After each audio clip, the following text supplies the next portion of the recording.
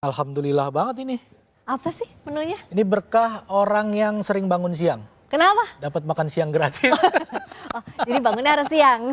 Jadi bangun tidur langsung makan. Berkah. Dan ini menunya lengkap loh. Apa aja tuh? Nasi, karbonya ada nasi, Ya. ada mie. Proteinnya ada telur, ada ayam. Terus Sayur tuh, ada sayur-sayuran nih. sayur. Ada jamur, ada kacang panjang, oseng-oseng. Tapi kalau David kayaknya memang karbonya harus double ya. Ada nasi, ada mie. Nasi, ada mie. Malah kadang nggak perlu lauk lain, nasi mie cukup. Ngomong-ngomong ini ya komposisi makan bergizi, saya tuh jadi ingat, Fit. Jadi kan Presiden Prabowo Subianto menetapkan anggaran makan bergizi gratis nilainya Rp10.000 per porsi. Dari sebelumnya Rp15.000 per porsi. Nggak cuma buat ibu hamil, menyusui, balita, juga peserta didik yang jadi target program ini. Warga miskin juga dinilai perlu masuk target dari program yang akan berjalan pada 2 Januari 2025. Jadi kalau yang butuh ini ternyata nggak cuma siswa aja. Karena ada tamu kita nanti itu berbagi untuk keluarga tidak mampu. Wah, keren. Keren banget kan? Tapi kita lihat dulu tayangannya berikut ini. Presiden Prabowo Subianto akhirnya mengumumkan penetapan anggaran makan bergizi gratis sebesar Rp10.000 per porsi. Menurut Prabowo, dengan anggaran Rp10.000 per porsinya sudah cukup bermutu dan bergizi. Kalau kita rinci program bergizi ini, nanti rata-rata minimumnya atau rata-ratanya kita ingin memberi indeks per anak per ibu hamil itu Rp10.000 per hari kurang lebih. Kita ingin 15.000 tapi kondisi anggaran mungkin 10.000 kita hitung untuk daerah-daerah itu cukup bermutu dan bergizi. Sebelumnya, juru bicara kantor komunikasi kepresidenan Hariko Satria menyebut program makan gizi gratis dengan anggaran Rp10.000 per porsinya sudah diuji coba dan dianggap layak memenuhi kebutuhan gizi anak. Anggaran 10.000 itu gizinya terpenuhi. Nah, dari uji coba sejauh ini kebutuhan 600 sampai 700 kalori per sajian makanan itu bisa dipenuhi dengan harga 10.000. Lagi untuk daerah-daerah di luar Pulau Jawa nanti angkanya bisa menyesuaikan. Untuk program yang akan berjalan Januari 2025, pemerintah menganggarkan Rp71 triliun dengan target 82,9 juta jiwa hingga tahun 2029. Jauh sebelum pemerintah membuat program makan bergizi gratis, sejumlah warga sudah ada yang melakukannya. Seperti yang dilakukan Aditya Prayoga ini misalnya.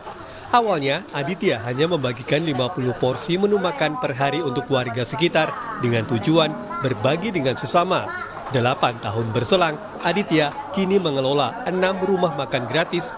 Dapat untuk bersedekah sampai saya mendirikan rumah makan gratis.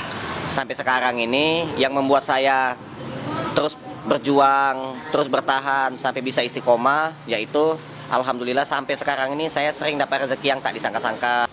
Langkah serupa juga dilakukan Yayasan Hafayu di Makassar, Sulawesi Selatan. Pengelola rumah makan Icuk menyebut pihaknya menyiapkan 300 hingga 400 porsi per harinya. Di sini sudah berlangsung dari tahun 2022. Untuk sumber dana dari kami itu dari yayasan. Kami sudah buka cabang lagi di daerah utara, itu Jalan Cakalang. Di sana kami juga menyediakan 300 sampai 400 porsi. Berdasarkan data BPS hingga Februari 2024 dari 282,4 juta jiwa penduduk, terdapat 25,22 juta jiwa penduduk miskin di Indonesia. Pemerintah menyebut program makan bergizi gratis ini akan membantu pengeluaran bagi keluarga miskin dan miskin ekstrim. Tak hanya ibu hamil, ibu menyusui, balita hingga peserta didik yang jadi target program ini, warga miskin pun dinilai perlu masuk target dari program yang akan berjalan pada 2 Januari 2025 ini. Tim Liputan Kompas TV. Tak hanya pemerintah, saudara, program makan bergizi gratis sudah dilakukan sejumlah warga. Seperti tayangan tadi kita lihat Aditya Prayoga, pengelola 6 rumah makan gratis yang tersebar di Depok, Bogor, dan Jakarta sudah memulainya sejak 6 tahun silam. Bagaimana Aditya memulai usahanya, hingga kita juga akan membahas bagaimana pemerintah mempersiapkan generasi emas melalui program makan bergizi gratis. Kita bahas, berdiskusi bersama dengan Aditya Prayoga, pengelola rumah makan gratis, dan Pak Wamen, Agus Jabo Priyono, Wakil Menteri Sosial. Selamat datang Pak Wamen, juga Mas Adit.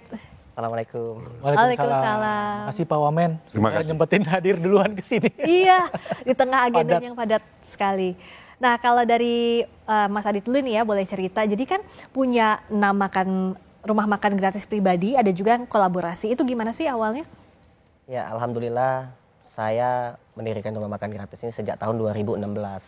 Di tahun 2016 semampu saya pendapatan saya kan serabutan. Saya kerja jualan. Jadi mampu saya pada waktu itu 30 sampai 50 porsi Setiap hari? setiap hari. Nah, itu kita lakukan dengan komitmen, istiqomah setiap hari terus. Nambah lagi, makin bertambah yang datang, makin kita tambah porsinya. Sampai kita buka cabang lagi ke daerah Cilangkap, Pasar Minggu, Duren 3, Depok, Bekasi, sampai ke luar kota juga. Ada di Madiun, di Purwokerto, Kalimantan, Sulawesi, sampai ke daerah-daerah Sumatera. Nah, itu alhamdulillah berkembang, berjalan. Atas izin Allah, rezeki kita tuh ada aja. Alhamdulillah. Itu konsep sedekah ya, Fit ya? Iya, awalnya pendanaannya pribadi. Awalnya dana pribadi. Alhamdulillah atas izin Allah ya, saya juga sering diundang-undang ke acara-acara, ketemu-ketemu orang baik gitu kan, dibantu, alhamdulillah. Oke, jadi awalnya dana pribadi, tapi tahu ada gerakan ini banyak yang ikut bantu juga gitu ke Mas. Ya, dan program kami sebenarnya nggak cuma makan gratis, kita juga ada pendidikan gratis. Oh iya? Saya bangun sekolah gratis di samping masjid yang saya bangun sendiri, namanya Masjid Rumah Makan Gratis. Nah, di situ ada fasilitas tempat tinggal gratis, tidur gratis, kayak hotel itu saya buat, hotel bintang 3, tapi gratis. Nah gitu. Terus juga ada sekolah gratis, belajar Al-Quran gratis, rumah tahfiz Quran gratis, bahkan menikah gratis, semua gratis. Alhamdulillah. Alhamdulillah. Siapa aja tuh yang bisa? Siapa aja boleh. Siapa aja boleh? Siapa aja boleh. Boleh. Kalau pulsa gratis ada nggak? Saya lebih butuh pulsa gratis. Kita sudah ada wifi gratis. Wifi gratis. Wow, Semua luar biasa. cabang tuh ada wifi-nya, gratis. Wah, Pak Wamen, lihat Mas Adit salah satu warga yang sudah tergerak dari awal. Pemerintah bagaimana melihatnya dan support ini? Ya, kami sangat mengapresiasi dan memberikan penghormatan yang setinggi-tingginya karena atas inisiatif Mas Aditya yang tulus ikhlas kemudian bisa memberikan makan bergizi gratis. Sebetulnya berbicara masalah makan bergizi gratis itu bukan domainnya Kemensos, Mas, tapi domainnya Badan Gizi Nasional. Tapi selama ini Kemensos juga sudah melaksanakan program atensi permakanan terhadap lansia dan kelompok disabilitas. Kita memberikan permakanan gratis ke lansia itu ada sekitar 100.000 di seluruh Indonesia. Masya Allah. Sehari 2 kali, ya kan, pagi sama siang. Yang mempersiapkan dan memasak itu kelompok masyarakat, ya. Kemudian nanti kita antar ke alamat yang menerima permakanan itu. Jadi yang kita sudah tangani sekarang ini untuk lansia tunggal, ya, atau lansia yang kurang mampu itu ada sekitar 100.000. Terus kemudian untuk disabilitas itu ada sekitar 42.000. Jadi nilai makanannya sendiri per pack itu sekitar 15.000. Berisi nasi, kemudian sayur mayur, berisi lauk pauk, ya, dan berisi buah-buahan. Jadi itu yang sudah kita lakukan dan memang ya perintah Bapak Presiden, tugas kita di pemerintahan ini bagaimana bisa membuat orang miskin itu tersenyum, gumuyu, bahagia. Dan kita juga diperintah untuk melakukan sinergi dan kolaborasi, ya, antar kementerian, antar lembaga, antar pemerintah pusat dengan daerah maupun pemerintah dengan swasta. Artinya ke depan programnya Mas Aditya ini bisa kita kolaborasikan ya, bisa kita sinergikan gitu loh, dan Alhamdulillah. itu hal yang sangat bagus. Amin. Bisa menjadi contoh bagi masyarakat yang lain. Ya, berarti bisa dibilang ini bukan sebuah gebrakan ya. Maksudnya bukan sebuah program yang baru sebenarnya makan bergizi gratis itu. Hanya jangkauannya yang ditambah ya Pak. Bener nggak? Makan bergizi gratis itu memang sudah menjadi programnya Pak Prabowo sejak lama, ya kan. Beliau mengevaluasi bahwa generasi di Indonesia ini mengalami kekurangan gizi, ya kan, hampir 30% bahkan ya. Beliau mengatakan begitu, makanya tugas negara bagaimana kemudian kita bisa mempersiapkan generasi baru itu dengan asupan gizi yang bagus, supaya menjadi generasi muda Indonesia yang unggul, ya, yang bisa setara dengan bangsa-bangsa yang lain. Artinya Bapak Presiden menginginkan bahwa ini harus dikelola sejak awal, sejak ibu hamil gitu loh, sejak kemudian mereka menjadi balita sampai kemudian mereka bersekolah gitu loh. Itu memang sudah menjadi pemikiran, menjadi konsep dari Presiden bahwa negara harus hadir untuk mempersiapkan generasi yang unggul. Tadi Pak Wamen kan bilang bahwa butuh juga kolaborasi berbagai pihak. Nah kalau Mas Adit dalam praktiknya nih bisa diceritain nggak sih misalnya satu cabang itu perharinya ada berapa porsi yang disediakan, biayanya butuh berapa? Karena kan kalau sendiri terus-terusan ini tidak mungkin juga ya, butuh urun rembuk banyak pihak. Iya, alhamdulillah satu cabang itu kita hanya mampu menyediakan 300 porsi per hari. Per hari. Dan itu sudah SOP kita seluruh Indonesia. Bahkan di luar negeri juga ada teman saya yang tinggal di luar negeri, dia pengen juga memberi makan gratis seperti itu kan. Ya saya kasihlah konsepnya. Konsep kita ini lillahi ta'ala, kita tidak mengharapkan apapun, tidak masang kotak infak atau nempelin nomor rekening, enggak. Kita juga bukan pengen terkenal, masuk TV ini, enggak. Gitu. Kita hanya mengharap ridho Allah dan mengajak orang untuk melakukan kebaikan. Kita buktikan bahwa kita ini adalah rakyat yang memiliki rasa syukur yang tinggi. Alhamdulillah tinggal di negara Indonesia yang merdeka. Nenek moyang kita berjuang untuk memerdekakan negara ini. Masa kita diam aja? Sedangkan kita baru lahir ditolong orang, meninggal dunia ditolong orang. Semasa hidup kita harus wajib akhirnya tolong saling orang. tolong menolong. Nah kalau untuk rumah makan gratis ini ada berapa total cabangnya? Yang punya Mas sendiri kan ada 6. Yang kolaborasi itu berapa yang di dalam negeri sama di luar?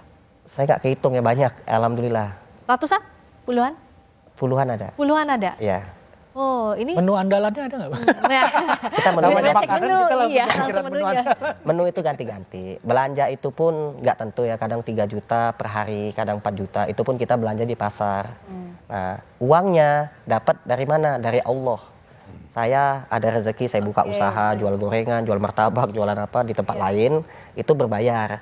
Nah, hasilnya untuk sedekah. Oke, jadi usaha di tempat lain bonusnya Ada untuk juga sedekah gitu. dibantu oleh teman-teman yang pengusaha-pengusaha yang lain, netizen ikut bantu juga, ada juga yang ngasih beras seperti itu. Kita juga kan ngikuti aturan pemerintah bahwa harus punya yayasan. Kita pasang yayasan juga. Nah, itu pun nggak kita kayak yatim piatu kan kebanyakan kan nempel nomor rekening di tempat atau kotak infak, kita nggak kayak gitu sukarela konsepnya. aja ya gitu. Ya, saya juga bangun masjid nggak ada kotak infaknya, nggak ada nomor rekening yang ditempel, nggak ada. Gitu. Mas Adit, kalau boleh dihitung per porsi itu kira-kira tadi kan menunya variatif kan? Iya. Nggak DDL, dia lagi. Nggak nasi ayam telur, nasi ayam telur. Iya. Sevariatif apa dan biasanya satu porsi itu berapa ukurannya kalau dirupiahkan? Kalau dirupiahkan, kalau tafsiran saya ya itu apakah sekarang kan mahal gitu ya, sekitar nyampe 15 sampai 20 ribu per porsi. Nah tapi itu pun kita konsepnya beda dengan kayak pemerintah yang saya pelajarin gitu. Kita cari duit, usaha, kita usaha jualan gitu. Dari hasil jualan itu ya alhamdulillah dapatlah 3 juta. Ini untuk cabang yang di Ciang sana, ini untuk yang di Cilangkap seperti itu.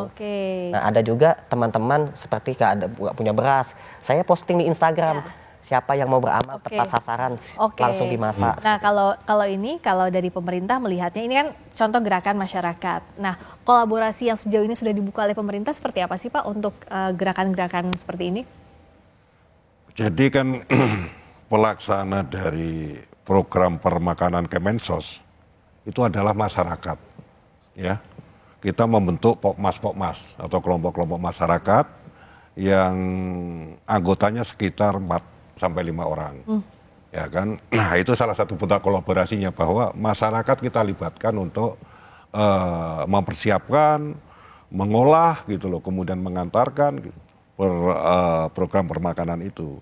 Jadi dari masyarakat gitu loh yang kemudian kita berdayakan, bukan dari instrumennya Kemensos ya. Jadi bentuk kolaborasinya seperti itu. Kita memang pingin kemudian ke depan ini masyarakat berdaya ya, masyarakat berdaya, masyarakat bisa kemudian punya usaha sendiri walaupun program yang dikerjakan adalah program-program sosial. Ya. Makanya saya mengapresiasi ya atas nama Kemensos dengan apa yang sudah dijalankan oleh Mas Aditya gitu loh. Memang orang Indonesia begitu, gotong royong, tolong menolong gitu loh. Dan saya pikir ini sesuatu yang patut dicontoh, dan setelah ini tentunya saya akan berbicara ya sama Mas Adit kalau kira-kira nanti yang bisa dikoneksikan, bisa dikolaborasikan gimana supaya program makanan gizi ini bisa berjalan, dan target yang diinginkan oleh pemerintah bahwa anak-anak Indonesia harus memiliki gizi yang cukup, pemikiran yang cerdas, menjadi generasi unggul itu betul-betul terwujud. Tidak hanya pemerintah menjalankan, tapi juga melibatkan masyarakat seperti Mas Aditya itu. Oke, nanti dari Mas Adit udah ada keresahan tuh Pak soal harga-harga bahan makanan. Mungkin apa nih yang bisa disinergikan, ataukah yang kita tahu tadi anggaran 10.000, kalau Mas Adit tadi sudah 15 dan 20.000 dan mengeluhkan harga bahan mahal, kira-kira apa nih Pak yang bisa pemerintah? Ya, tentunya itu tugasnya Menteri Perdagangan ya. Baik. Untuk mengatur masalah harga-harga segala macam.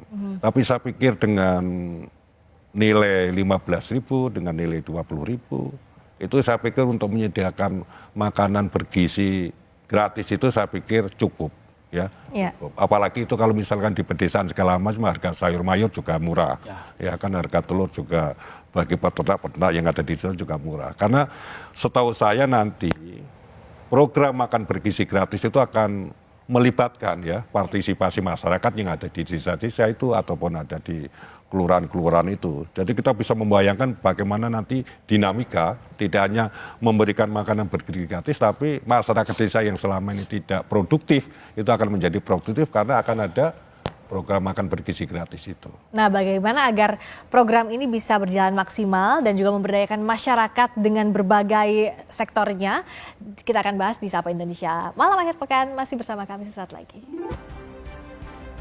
Masih di Sapa Indonesia Malam Akhir Pekan, kita kedatangan Wakil Menteri Sosial, Bapak Agus Jabo Priyono, dan juga Mas Aditya Prayoga, pengelola rumah makan gratis. Nah, sebelum kita lanjutkan lagi ngobrolnya, Fit, kita ada data nih. Oke. Ya. Yang pertama adalah data dari BPS soal penduduk miskin di Indonesia. Kira-kira ada gambaran untuk jumlahnya nggak Pak, kalau dari Kemensos? Di Kemensos itu kita kan ada 3 program ya. Satu PKH, yang kedua adalah Bansos Sembako, yang ketiga adalah pemberdayaan dan atensi, gitu loh. Jadi untuk penerima sembako yang masuk ke DTKS sekarang ini, itu ada sekitar 18,8 juta. Untuk PKH itu sekitar 10 juta. Untuk atensi permakanan lansia ada sekitar 100.000. Untuk disabilitas itu ada sekitar 42.000. Jadi yang mendapatkan program PKH, yang mendapatkan bantuan sosial, yang mendapatkan program permakanan ataupun atensi itu adalah masyarakat yang sudah terdata di DTKS, data terpadu kerjasama sosial. Walaupun sekarang ini masih dalam proses tahap, karena Bapak Presiden memerintahkan supaya ada data tunggal, ya, supaya nanti program antar kementerian, antar lembaga negara ini tidak tumpang tindih. Ya, datanya sama semua itu ya Pak. Ya, nanti yang akan mengelola dan mengeluarkan data ini adalah BPS, ya, landasan hukumnya adalah instruksi Presiden. Supaya kemudian apa yang menjadi program dari pemerintah itu tepat sasaran. Siapa yang berhak menerima, siapa yang tidak berhak, ataupun siapa yang sudah tidak layak menerima bantuan sosial maupun PKH. Ini sedang dalam proses. Sebentar lagi impres akan keluar dan data tunggal itu akan keluar. Kita akan berangkat bekerja dari Data data tunggal tunggal dan terpadu ini. Ya, kalau tadi kan yang disebutkan secara spesifiknya oleh Pak Agus, kalau misalnya salah satunya juga data dari BPS, penduduk miskin di Indonesia 2024 itu ada 25,22 juta orang. Nah, data tunggal ini akan membantu nanti ya Pak ya untuk setiap kementerian lembaga bekerja sesuai dengan data itu. Ya. Nah, berikutnya kalau bicara soal garis kemiskinan, saudara, itu kombinasinya adalah garis kemiskinan makanan dan non-makanan. Kalau garis kemiskinan makanan mengacu pada pengeluaran minimum untuk memenuhi kebutuhan makanan yang setara dengan 2.100 kilokalori per orang setiap harinya. Nah, sementara kalau standar untuk memenuhi kebutuhan itu di Papua Pegunungan misalnya, setiap orang harus mengeluarkan biaya makan Rp990.000 satu bulannya atau Rp33.000 per hari. Kalau kita bandingkan juga ke Sulawesi Tenggara, setiap orang ini harus mengeluarkan biaya makan Rp350.000 per bulan untuk memenuhi standar gizi makanan. Tapi ini data minimal, bisa lebih dari itu. Ya, di keluarga saya sih lebih dari itu karena istri saya BM, banyak mau ya. Makan mulu, jajan mulu. Dikit-dikit Bisa jajan. sebulan sehari. Nah, kalau ini nih anggaran, ada juga nih yang menarik. Bagaimana biaya konsumsi para pejabat setingkat menteri? Nah, kalau ini ada Peraturan Menteri Keuangan nomor 49 tahun 2023, biaya konsumsi pejabat menteri sebesar Rp159.000 dalam satu kali rapat per orangnya. Tapi kalau praktiknya gimana sih Pak Agus? Apakah sesuai dengan rate ini nih berapa konsumsi misalnya per rapat itu Rp159.000 atau menyesuaikan saja kondisi dan situasi? Kalau konsep data yang dipakai oleh Kemensos itu ada 3 kategori. Yang pertama adalah kelompok rentan, ya kan, yang kedua adalah kelompok miskin, yang ketiga itu adalah kelompok miskin yang ekstrim, ya kan. Kemudian yang menjadi prioritas dari program-program Kementerian Sosial itu adalah kelompok miskin dan kelompok kemiskinan ekstrim itu. Jadi standarisasi kita di situ, ya. Jadi bagaimana kemudian kita ingin memberikan atau mendistribusikan bantuan ya dasarnya adalah dari 3 kategori itu. Ya kan, indikator-indikatornya banyak, tapi kemudian yang menjadi landasan dari apa yang kita berikan ke masyarakat ya dari 3 kategori itu. Rentan, miskin, dan kemiskinan yang ekstrim. Oke, nah kalau bicara soal kolaborasi ya, tadi kita bicara soal program ini yang suksesnya kolaborasi. Ternyata Mas Adit ini juga ngajarin masak loh. Bisa masak, Mas. Bisa. Masak apa aja biasanya untuk yang datang tidak hanya dikasih makan tapi juga kasih pelatihan? Saya bikin makanan yang jadul, ada juga makanan yang modern, makanan-makanan yang viral. Yang Seperti lagi happening apa? ya, jagung pakai susu, terus dicampur mozzarella. Jadi dia kayak ada mozanya gitu kan. Jadi itu bisa jadi keahlian juga ya buat yang diberikan. Ya, itu jadi jajanan viral juga tuh sekarang. Ya, jadi gini, kita itu yang paling terpenting itu adalah ide. Ya, jadi bukan modalnya, jadi kalau mau jadi pengusaha itu harus punya modal banyak, enggak. Idenya dulu yang kreatif, yang bagus. Misalkan contoh, saya bikin permen kaligrafi. Nah, permen kaligrafi ini kita bikin permen berbentuk tulisan Muhammad, Nah, itu Allah. nanti akan dijual misalnya usaha, terus bisa jadi modal juga untuk donasi begitu ya ke rumah makan. Jadi gini, saya fokusnya biar yang makan di rumah makan gratis ini kan rata-rata kebanyakan yang kita sudah survei tinggalnya di rumah sepetak-sepetak, ngontrak. Nah, biaya kontrak pun nggak murah. Nggak ada yang ngontrak itu harganya 300.000 atau 400.000 tuh nggak ada di Jakarta. Itu di atas 500.000 semua. Jadi kalau misalkan mereka menganggur, nggak kerja gitu kan, saya mikir, waduh nanti minta bantuan ke saya juga, kontrakan gitu kan. Oke, jadi ini lahiran. makanya dikasih keahlian, Fit. Jadi saya kasihlah ide untuk buka usaha gitu. Jadi kita buka sekolah tata boga gratis, belajar bikin bakso, bikin somai, bikin kue yang kreatif gitu. Nah, nanti untuk modalnya saya patungan-patungan ngajak teman-teman, teman-teman netizen di YouTube. Kan alhamdulillah pengikut rumah makan gratis lumayan banyak tuh. Alhamdulillah. Mas Adit, saya penasaran kalau anggaran Rp159.000 ini untuk konsumsi pejabat ya kalau lagi rapat, bisa jadi apa aja kalau Mas Adit yang masak? Jangankan 150.000. 159.000 per orang loh, bisa jadi apa aja? Kalau saya punya duit cuma Rp10.000. Nggak usah 100, banyakan itu 159.000. Rp10.000 saya ada program cuma Rp10.000 bisa sedekah kepada 30 tukang sapu. Setiap subuh rutin. 10.000. Saya beli teh. Oke. Beli teh tubruk, saya masak teh tubruk itu, saya bagikan teh tawar. Oke, jadi Menghangatkan perut tukang sapu sebelum nyapu. artinya dengan nominal kecil pun bisa untuk itu ya. Bisa, membantu. apalagi Oke. nominal besar. Oke. Nah, gitu. Baik, terima kasih banyak sekali lagi. Termasuk tadi juga semoga kolaborasi Kementerian Sosial ini bisa menjaring lebih banyak lagi warga untuk berpartisipasi ya Pak Wamen ya. Terima kasih banyak atas waktunya Pak Agus Jabo, Wakil Menteri Sosial. Terima kasih juga Mas Aditya Prayoga. Dan itu jadi akhir kita Fit di Sapa Indonesia Malam Akhir Pekan, gak kerasa ya? Ya, pokoknya buat Mas Adit kalau nanti butuh tukang masak, saya bisa. Bisa. Saya bisa masak air biar mateng. Cakep dong jadinya. Masuk. Terima kasih banyak sudah menyaksikan Sapa Indonesia Malam Akhir Pekan. Saya Friska Clarissa. Saya David Nurbianto. Pamit. Dadah.